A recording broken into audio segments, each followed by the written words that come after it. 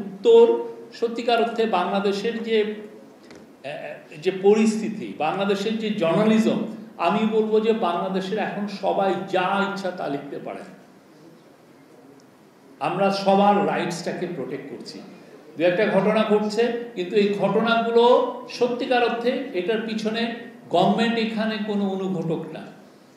Government এখানে কাউকে বলছে না তুমি একে ফায়ার করো, গভর্নমেন্ট বলছে না যে ওকে তুমি রিপ্লেস করে একে নাও, একজন সাংবাদিককে না ওই লোকটা দোষ ছিল ওকে সরিয়ে একে নাও।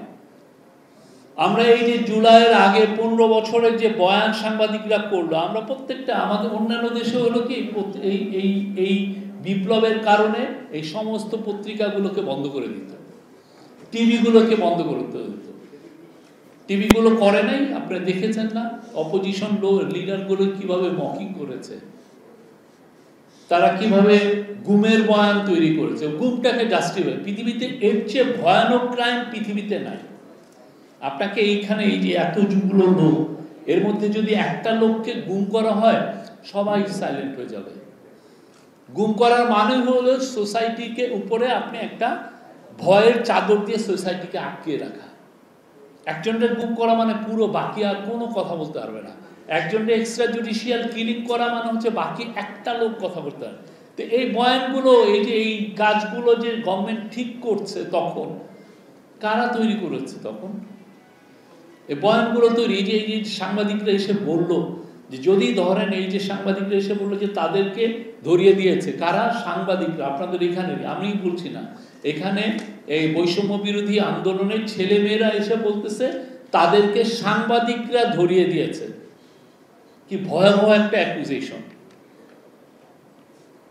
এটা নিয়ে আমার মনে হয় যে চিটাগাং প্রেস ক্লাব একটা সত্যিকার অর্থে একটা বড় ইনভেস্টিগেটিভ কমিটি করে দেওয়া উচিত। কমে এটা সত্যিকারের এভিডেন্স নেওয়া উচিত, কারা কারা এটা ইনভলভ ছিলেন। এটা একজন পারলে আপনারা একটা এইখানে চিটাগাং বেস যদি কোনো জাজ থাকেন, ডিস্ট্রিক্ট জাজ থাকেন, রিটায়ার্ড ডিস্ট্রিক্ট, তার নেতৃত্বে আপনারা একটা কমিটি করে দেন। তারা এটা দেখুক যে কোন কোন সাংবাদিক এই কাজে জড়িত ছিল। এটা কিন্তু ভয়াবহ অ্যাকুজেশন। আপনার এটা নিয়ে তো বসে থাকা যাবে না। যারা যারা এটা করেছে দে শুড বি প্রসিকিউটেড একটা। এবং সবচেয়ে বড় কথা, এই আন্দোলন যদি ব্যর্থ হতো, এই স্টুডেন্টদেরকে এই সাংবাদিকরা কি করতো বুঝেন? বাংলাদেশের সত্যিকার অর্থে আমি বলবো যে যারা জার্নালিজম করছেন এর চেয়ে বেটার টাইম আসেনি। আমরা কারো মুখ বন্ধ করছি না, আমরা কারো কলম ভেঙে ফেলছি না, আমরা কারো প্রিন্টিং পেজ যে সিলগালা করছি না। আমরা সবাইকে বলছি আপনারা জার্নালিজম করেন। প্রফেসর ইউনূস প্রথম মাসেই, ক্ষমতা গ্রহণের প্রথম মাসেই উনি সমস্ত লিডিং এডিটরদেরকে ডেকেছেন। আপনাদের চিটাগাংয়ের এডিটর এসেছিলেন, ডেকে বলেছিলেন যে আপনারা মন খুলে লেখেন। আমরা চাই সবাই মন খুলে লেখেন। আমরা ভুল ত্রুটির ঊর্ধ্বে না। আমার ভুল ত্রুটি ধরিয়ে দেওয়ার দায়িত্ব আপনার। আপনি আমাকে বলেন যে এই কাজটা আপনি ভুল করছেন, আপনি আমাকে বলেন এই পলিসিটা নিচ্ছেন, এই পলিসিটা ভালো হবে না, এটা খারাপ হবে, ঠিক না? কিন্তু জার্নালিজমে এই পরিবেশটা আমরা চাই, কিন্তু আমরা সেই পরিবেশের জায়গা না দেখে আমরা দেখছি যে কেউ কেউ বলতে চাচ্ছেন যে না, সেই আগের চেয়েও খারাপ অবস্থা, 3 জন সাংবাদিকের চাকরি চলে গেছে, অতএব আগে কি এই ঘটনাটা ঘটেছে? ভাই, 3 জন সাংবাদিকের চাকরি তো আমরা খাই নাই। আপনারা সাংবাদিক যারা আন্দোলন করছেন, আপনারা যারা যেই সমস্ত টিভি স্টেশন এই 3 জন সাংবাদিকের চাকরি খেলেন, ওইখানে বাইরে যে আপনারা প্রোটেস্ট করেন না। আমরা কারো কোনো সাংবাদিকের চাকরি খাচ্ছিও না, কারো আমরা জব দিচ্ছিও না। আপনারা যদি লেজিটিমেট মনে করেন যে তার এগেনস্টে প্রোটেস্ট করেন, আপনারা প্রোটেস্ট করেন। কিন্তু যেটা হচ্ছে, এবং আমরা সবাইকে ইনভাইট করি, আপনারা যদি মনে করেন যে না গভর্নমেন্ট ভিতরে আসলে এই চালগুলো চলতেছে, আপনি ইনভেস্টিগেট করেন আমরা করছি কিনা, দেখেন গভর্নমেন্টের এখানে কোনো রোল আছে কিনা। ইন্টারিম গভর্নমেন্ট কোনো ধরনের ফ্রিডম অফ স্পিচ কার্ভ হয়, ফ্রিডম অফ স্পিচকে বন্ধ করা হয়, তাকে ডিসরাপ্ট করা হয়, তাকে মাজল করা হয়, এমন কোনো কাজ এই ইন্টারিম গভর্নমেন্ট করবে না এবং করছেও না।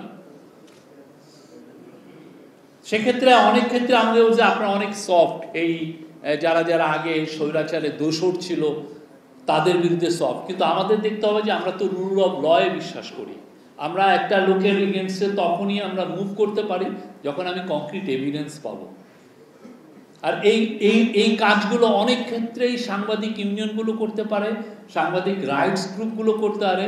তারা আপনার যে যে চিটাঙে যে ভয়াবহ অ্যাকুজেশন আসলো, সেটা তো অনেক আগে ইনভেস্টিগেট করা উচিত ছিল, আপনাদের একটা কমিটি করে দেওয়া উচিত ছিল। একটা বড় একটা কিছু মানে হাইকোর্টের একজন জাজকে নিয়ে বা একটা ডিস্ট্রিক্ট জাজকে নিয়ে, আপনার 2-3 সদস্য বিশিষ্ট লোককে নিয়ে বা একজন ফর্মার পুলিশ অফিসারকে নিয়ে আপনার একটা কমিটি, এটা কিন্তু বড় রকমের একটা অ্যাকুজেশন। আমরা বাংলাদেশে জার্নালিজমের বিকাশ চাই। বাংলাদেশের জার্নালিজম খুব একটা ক্রান্তি লগ্নে আছে। মানুষ নিউজ মিডিয়া, নিউজ পেপার পড়ছে কম, মানুষ এখন নিউজ কনজিউম করে হচ্ছে ভিডিওর মাধ্যমে, এবং ভিডিওতে আপনারা জানেন যে প্রচুর মিথ্যা ছড়ানোটা ভিডিওতে সবচেয়ে ইজি।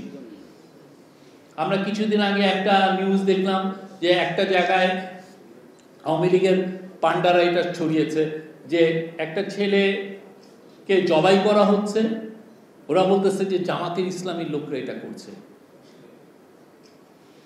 কিন্তু দেখা গেল যে জবাইয়ের পুরোটা হচ্ছে হলো ওই যে মেক্সিকোতে হচ্ছে, ল্যাটিন আমেরিকায় হচ্ছে। ল্যাটিন আমেরিকায় এই কাজটা হচ্ছে ওই যে ড্রাগের মানির রিলেটেড একটা ইস্যু, ওইটাকে পাস করে দিচ্ছে। কিন্তু এখন আপনি যারা যারা আম জনতা যারা এই ভিডিওটা দেখছে, তারা তো ধরেই নিচ্ছে যে আসলে এটা বুঝি সত্য।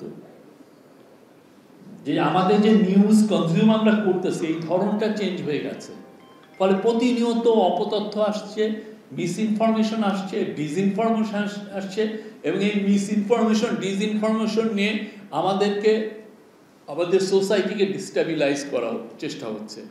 এই কমিউনিটিকে ওই কমিউনিটির এগেনস্টে লাগিয়ে দেওয়া হচ্ছে, এই পলিটিক্যাল পার্টির এগেনস্টে ওই পলিটিক্যাল পার্টির এগেনস্টে লাগিয়ে দেওয়া হচ্ছে, আপনার পলিটিক্যাল প্রসেসটাকে ব্যাহত করার চেষ্টা করা হচ্ছে, আপনার ডেমোক্রেসিকে আন্ডারমাইন করা হচ্ছে, সব করা হচ্ছে এই অপতথ্য। এবং এইটার সাথে যুক্ত, এটা তো আগে আমরা দেখতাম যে এটা ডোমেস্টিক্যালি এটা হচ্ছে, এখন দেখা যাচ্ছে একটা ফরেন মিডিয়াও এটার সাথে জড়িত, ভয়াবহভাবে জড়িত।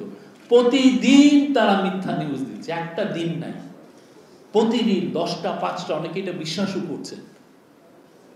ভালো ভালো না না, ওইটা তো ভালো মিডিয়া, ইন্ডিয়ার একটা মিডিয়া এটা দিয়েছে, অতএব নাম করা মিডিয়া এটা দিয়েছে। কিন্তু এটা যে একটা ভয়ঙ্কর রকমের অপতথ্য, এবং বাংলাদেশকে যে তারা একটা ডিস্টেবিলাইজেশন করতে চায়, এটা যে মূল উদ্দেশ্য, এটা তো আপনি বুঝছেন না। কিন্তু তার মূল উদ্দেশ্য হচ্ছে যে আমাদের নামে বারবার অপতথ্য ছড়ানো, বারবার অপতথ্য ছড়াচ্ছে।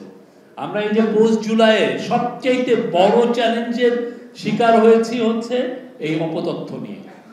এবং এটার সাথে দুইটা ফোর্স, একটা হচ্ছে যে ইন্ডিয়ান মিডিয়া একটা বড় রকমের অপতথ্যর সোর্স, আর একটা হচ্ছে আওয়ামী লীগের লোকরা, এরা সব এক হয়েছে। এবং এতে তো অনেক টাকা, তারা মিলিয়ন বিলিয়ন ডলার নিয়ে তারা বসে আছে, তারা প্রতিদিন একটার পর একটা দিচ্ছে। এবং আপনি যেহেতু নিউজটা এখন আপনি ফেসবুকের মাধ্যমে কনজিউম করতেছেন, আপনি নিউজটা রিড করতেছেন ইউটিউবের মাধ্যমে, আপনি ফেসবুকে, আপনি বুঝতেও পারছেন না যে এটা সত্য কিনা। আপনি তো আজাদি পড়তেছেন না, আপনি তো পূর্বকোণ পড়েন না, আপনি প্রথম আলো পড়েন না, বা আপনি ডেইলি স্টার বা যে কোনো ভালো মিডিয়া আপনি তো সেটা পড়ছেন না, আপনি ধরেও দেখছেন। কেন? আপনার হ্যাবিটটা চেঞ্জ হয়ে গেছে। আপনার হ্যাবিট হচ্ছে আপনি সকালে উঠে আপনি ফেসবুকটা দেখছেন, সকালে উঠে আপনি ইউটিউবটা দেখছেন, আপনি একটা রিল দেখছেন, একটা ছোট শর্ট ভিডিও দেখছেন, আপনি নিউজটা কনজিউম করছেন। এবং এইখানে তারা সমস্ত রকমের অপতথ্য এটার মাধ্যমে আসতেছে। না, আমরা কি সেটার জন্য প্রিপেয়ার্ড? সামনে আমাদের তো ইলেকশন, হয় ডিসেম্বর থেকে আগামী জুনের মধ্যে ইলেকশন হবে। সেই সময়কে সামনে রেখে এই যে এই গোষ্ঠী যারা যারা করছে, হ্যাঁ, আওয়ামী লীগের পান্ডারা এবং ওই দিক থেকে ইন্ডিয়ান মিডিয়া, এরা তো আরো করবে, আরো তারা এই আমাদেরকে টার্গেট করে এই কাজগুলো করবে। আমরা কেউ কি প্রিপেয়ার্ড? এই যে আপনাদের চিটাং প্রেস ক্লাবে আপনারা কয়টা ট্রেনিং করেছেন এই ফ্যাক্ট চেকিং এর উপরে, ডিজিটাল ভেরিফিকেশনের উপরে? একটাও কি করেছেন? আপনারা কি জানেন যে আপনি যেটা লিখতেছেন, যেটা রেফারেন্সে লিখছেন, সেটা সত্য কিনা? আপনাকে তো ফ্লাডেড করে ফেলতেছে মিথ্যা তথ্য দিয়ে দিয়ে, প্রতিদিন সে দিচ্ছে। এই জায়গাগুলোর জন্য আমরা পোস্ট অগাস্ট রেভলিউশনের পরে আমাদের যে চ্যালেঞ্জগুলো, সেটা মানে আনবিলিভেবল কিছু চ্যালেঞ্জ এসে দাঁড়িয়েছে। এই জায়গায় আমাদের গভর্নমেন্ট একখানা, আমাদের সবার এই চ্যালেঞ্জটাকে নিতে হবে।